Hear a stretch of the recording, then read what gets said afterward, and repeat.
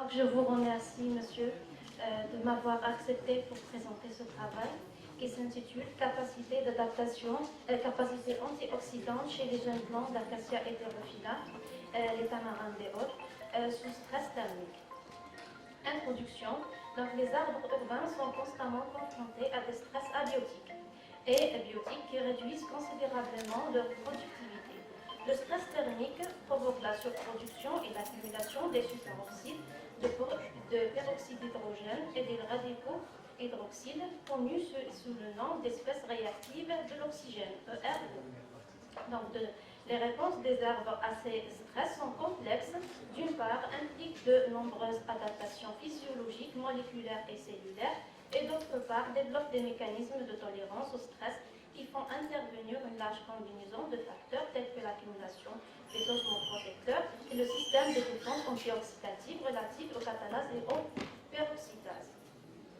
Donc, les espèces réactives de l'oxygène sont produites d'une façon contrôlée, en conditions optimales. Elles ont des fonctions importantes telles que la biosynthèse des parois cellulaires et la signalisation de redox. Le stress thermique provoque la surproduction des espèces réactives de l'oxygène et ce sont des substances hautement réactives, entraînent un stress oxydatif et endommagent les protéines, les glucides, les lipides et même l'ADN. Donc, pour faire face aux actions dommageables des espèces réactives de l'oxygène, les plantes ont mis au point un système de défense sophistiqué composé d'antioxydants de faible poids moléculaire tels que les peroxydases et les catalases. Donc, l'action combinée de ce système convertit le radical superoxyde, potentiellement dangereux, et du peroxyde d'hydrogène en eau et oxygène, prévenant ainsi les dommages cellulaires. Donc, l'objectif de ce travail est de quantifier l'effet du stress thermique par les marqueurs enzymatiques, les catalases et les peroxydases, sur la capacité d'adaptation des Acacia hétérophylla. L'Acacia hétérophylla est une espèce endémique de la ville de La Réunion. Elle préfère les climats à température moyenne modérée de 11 à 17 degrés, est une pluviométrie abondante. C'est une espèce mellifère utilisée pour plusieurs objectifs économiques et économiques. Donc, matériel et méthode. Le matériel végétal utilisé est constitué des semis d'Acacia hétérophylla fournis par la pépinière de Louch, âgée de 2 ans. Donc, ces jeunes plants sont placés dans l'étuve ou le congélateur pendant une durée de 3 heures, pendant les températures suivantes, allant de 38 à -6, pour extraire les peroxydases et les catalases au niveau des feuilles. L'activité des catalases et des peroxydases est mesurée selon la méthode de Jones et Miley. Donc, résultats et discussions.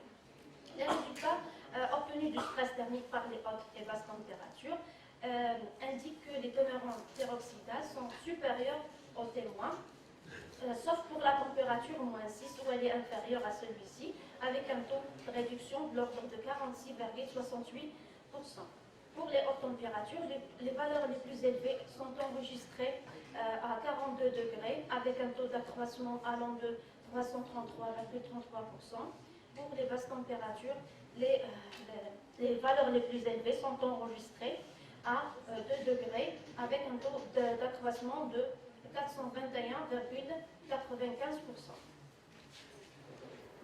Pour l'activité des peroxydases, une croissance significative de cette activité est remarquée chez l'Acacia hétérophylla. La valeur la plus élevée est enregistrée à 42 degrés avec un taux d'accroissement allant de 20,73%. Donc, une croissance similaire a été rapportée également dans d'autres conditions de stress, telles que le sel et l'ozone. La cause exacte de cette activité accrue n'est pas connue, mais plusieurs explications sont possibles. Concernant les basses températures,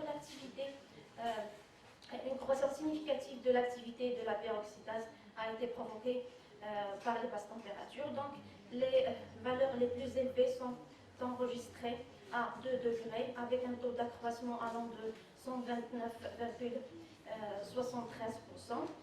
Une croissance similaire a été également observée dans d'autres études sur sous stress dû au froid et à la sécheresse. Donc, cette augmentation de l'activité de la peroxydase est supposée être un trait adaptatif susceptible de contribuer à surmonter les dommages causés au métabolisme tissulaire en réduisant les niveaux toxiques de H2O2 produits pendant le métabolisme cellulaire et en protégeant du stress oxydatif.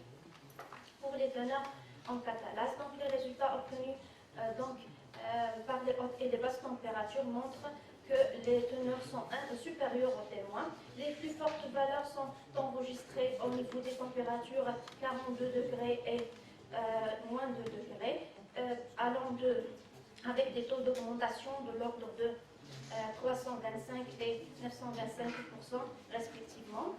Pour l'activité des catalases pendant les hautes et les basses températures, une croissance significative de cette activité et elle est bien marquée aux températures 42 et 2 degrés avec des taux d'accroissement allant de 53,93 et 658,98%.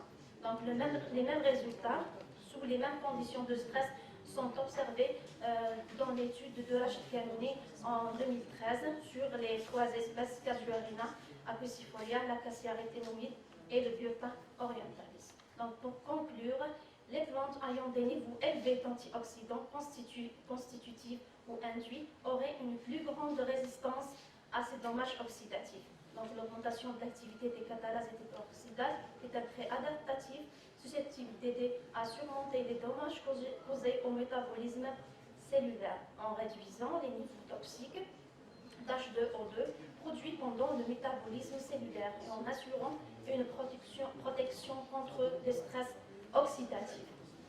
Donc, la présente contribution montre que cette espèce peut présenter des propriétés catalytiques intéressantes ainsi que la résistance thermique.